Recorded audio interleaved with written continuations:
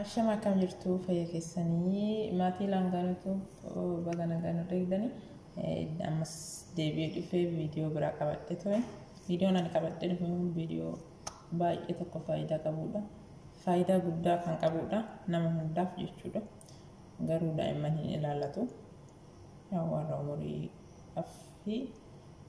umuriin isaanii kafol jedhee fi warra bolcii qabudha kan fayyadu kun jechuudha. Warra kiiloon isaanii baay'atee fi warra furdin isin dhibe qannasuuf yaa'anii fakkeenyaaf furdina qofa qannasuu osoo hin ta'in kiiloo qannastee bolcii kee garaa kee kan guddate jechuudha.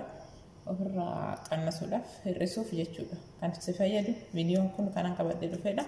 Innis maal qabannee isin dhufee jimjibila. Kun jimjibilaadha. Ni mul'ata. Loomidha. Burtukaana illee yookaan oranjii fayyadamuu dandeessan kanaaf jechuudha. Loomii dirqama loomii qofa osoo ta'in irdiidha. Turmeric irdiidha. Turmeric yaani. Haala ittiin fayyadamnu immoo isinitti argisiisa. Jimjibila ni qulqulleessinaa jechuudha. Ni qulqulleessinaa jechuudha jimjibila. Qulqulleessaa irraa kaafna.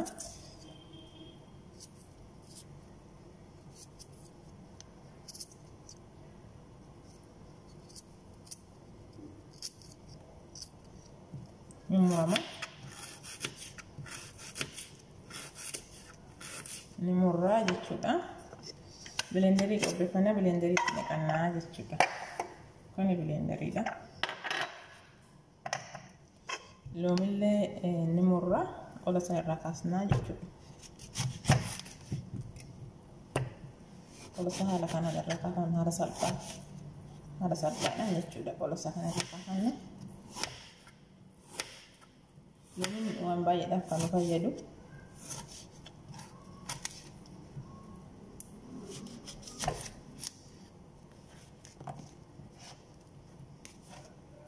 Haala kanaan jechuudha. Hidda isaa keessa baasna loomii keessaa jechuudha. Hidda qaban hiddi ishii kanaa jechuudha keessa baasna. Loomiin hidda qaban keessa baasna jechuudha.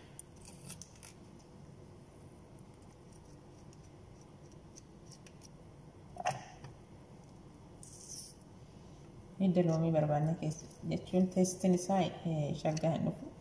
Baay'ee tokko gaarii miti garaa keenyaaf illee akkasumatti fakkaata.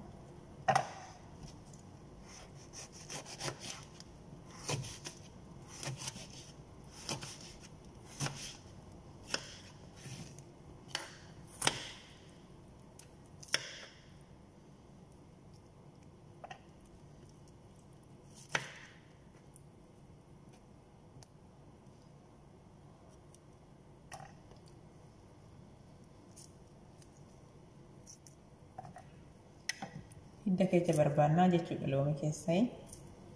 Hidda keessa fuunaa waan faayidaa qabu qofa fudhannaa jechuudha. Haala kanaan bishaan itti godhannaa bishaan ho'aa jechuudha. Baay'ee tokko ho'aa osoo hin ta'in bishaan ho'aa itti godhannaa. Haala kanaan jechuudha. Achiin turmerikii itti godhannaa xiqqoo jechuudha irdiidha. Baay'ee osoo hin ta'in yaa'u fallaana gimmaasha jechuudha. Fallaana shaayii spuntii gimmaasha jechuudha itti godhanna.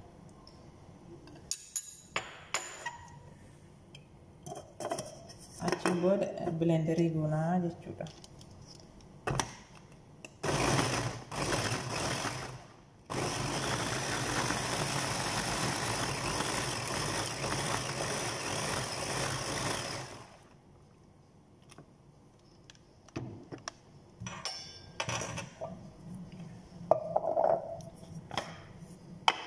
Achiin naqannaa jechuudha.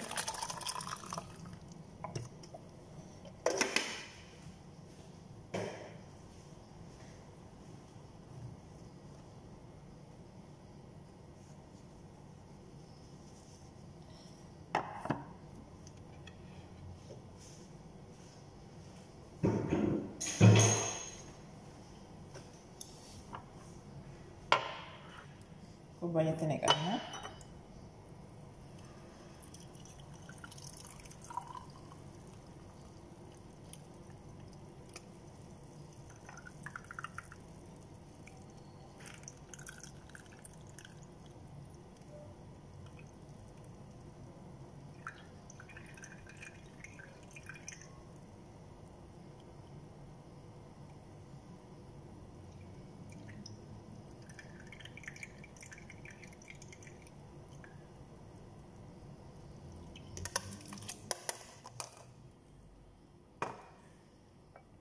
Kanadha jechuudha. Kana yeroo hundaa ganama osoo qursiin nyaatin hin ture daqiiqaa 40 kana dhugdee daqiiqaa 40 aga 45 turte ergasii qursii kee breakfast kee nyaataa jechuudha. Cireen budduraa jechuudha kun kan fayyadaman. Naa akkasumas jedha baay'ee galatoomai.